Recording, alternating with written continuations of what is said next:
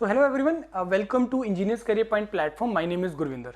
सो आज का मेरा जो video again as per my promise, as per my commitment, as per my responsibility जो मैंने आप लोगों के लिए ली है, स्पेशली इस रीजन के स्टूडेंट्स को, पंजाब, हरियाणा, हिमाचल, जम्मू कश्मीर, चंडीगढ़ रीजन के स्टूडेंट्स जो बहुत कम अवेयर रहते हैं ऐसी वैकेंसीज को लेके जो आउट ऑफ स्टेट होती हैं, राइट। अब इसका पर्पस ये रहता है, मैंने आप लोगों को बड़ा सिंपल सा बताया, ठीक है। आप लोग टारगेट लो, अपना टारगेट लो कि सर मेरे को अपनी स्टेट में काम करना है, लेकिन अगर मान के चलो कि अगर सपोज उसमें वैकेंसी नहीं आ रहा है, तो कौन से ऐसे एग्जाम्स हैं जिससे आप अपना मोमेंटम बनाए रख सकते हैं, अपना फ्लो बनाए रख सकते हैं। तो उस चीज के लिए सर ऐसे कौन से एग्जाम्स होते हैं जो हमने प्रिपरेशन की है वो सिमिलर लाइन के ऊपर ही हमारा उसमें प्रिपरेशन हो जाए। तो ऐसी एक वैकेंसी जो है के साथ में अभी ऐसी एक एडवर्टीजमेंट के साथ आया हूं, और उसमें आपको सारा इन्फॉर्मेशन हम लोग मैं आपको प्रोवाइड करूंगा कि इसमें कैसे एग्जाम होता है, कब एग्जाम होगा, और क्या इसके लिए रिक्वायरमेंट्स है, किस तरीके का इसका सिलेबस रहेगा, क्या एग्जाम स्कीम रहेगा, वो सारी चीज इसमें मैं प्रोवाइड कर रहा हूँ।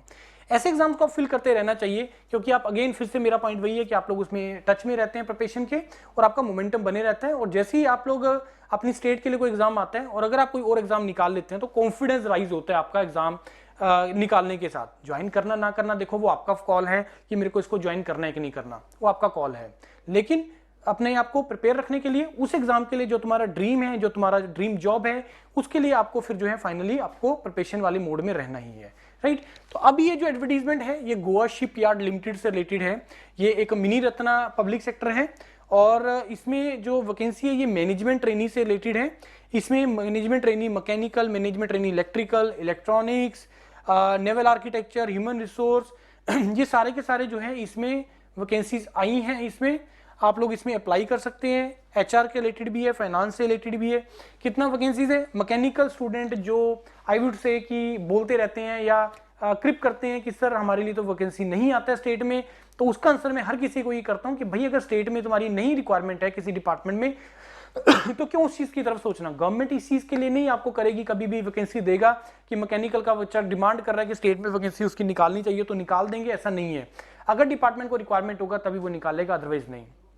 पब्लिक सेक्टर मेजोरिटी उसमें जो सिलेक्शन है, मेजोरिटी उसमें जो रिक्रूटमेंट है पब्लिक सेक्टर में, वो मैकेनिकल इंजीनियर के लिए होता है। यहां से भी देख लीजिए, मैकेनिकल में इसमें 12 वैकेंसीज हैं, इलेक्ट्रिकल का 7 है, इलेक्ट्रॉनिक्स का 3, देन नेवल आर्किटेक्चर में 10, राइट। ये वैकेंसीज है। इसका कौन कौन अप्लाई कर सकता है, किस हेड के अंदर? मैकेनिकल में मैकेनिकल इंडस्ट्रियल, ये लोग प्रोडक्शन वाले अप्लाई कर सकते हैं। नेवल में नेवल आर्किटेक्चर, इसी में आपका बीटेक हुआ होना चाहिए। ओशन इंजीनियरिंग में, electrical electronics, electrical and instrumentation. Only electronics and communication is not eligible, वो इलेक्ट्रॉनिक्स वाले हेड के अंदर ही आप लोग एलिजिबल होंगे। प्रोसीजर क्या है इसका? प्रोसीजर बहुत सिंपल है। इसमें आपका रिटन एग्जाम होगा पहले, दैट कुड बी सीबीटी और that could be pen paper based, PBT हो सकता है, सीबीटी हो सकता है। डिसिप्लिन ब्रांच स्पेसिफिक आपका आएगा इसमें 60 मार्क्स का, और आपका mental ability, reasoning, English, data analysis, numerical ability वो आपका आएगा 25 मार्क्स का। तो 85 मार्क्स का जो आपका जो है वो टोटल पेपर रहेगा। उसमें 50% एक मिनिमम कट ऑफ है जनरल के लिए, 45% रिजर्व के लिए, जिसका नेक्स्ट वेरिफिकेशन के लिए फॉलोड बाय इंटरव्यू के लिए जाएगा। तो इतना मिनिमम आपको रिक्वायर्ड है, और 1:5 की रेशियो में ही इन्होंने आप लोगों को इंटरव्यू के लिए कॉल करेंगे।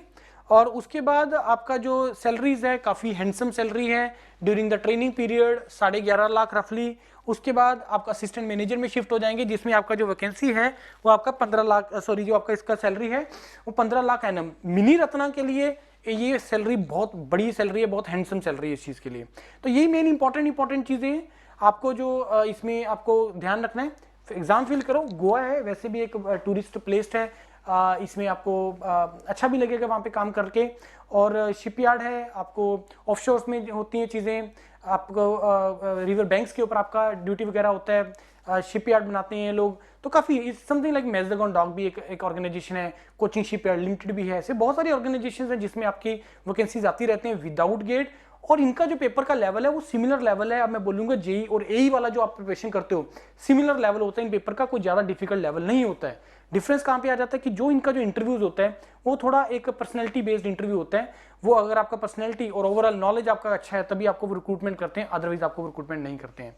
एग्जाम फिल करते रहो, भरते रहो, जब निकलेगा यार तब डिसीजन ले लेंगे कि ज्वाइन करना है कि नहीं करना। अदरवाइज अभी तो सिर्फ अपॉर्चुनिटी की तरफ ही ध्यान दो और अपना प्रिपरेशन करते रहिए, राइट। इसके लिए हमारा मॉड्यूल है मैं ये तो नहीं बोलूँगा डेडिकेटेड मॉड्यूल है या टेलर मेड मॉड्यूल है, लेकिन जो योरपीडिया पे ISRO का मॉड्यूल है वो इसके लिए प्रिपरेशन के लिए that is more than sufficient. उसका अगर आप प्रिपरेशन कर लोगे तो उससे आपका ये एग्जाम क्रैक हो जाएगा और उससे आपका प्रिपरेशन भी बहुत अच्छे तरीके से हो जाएगा।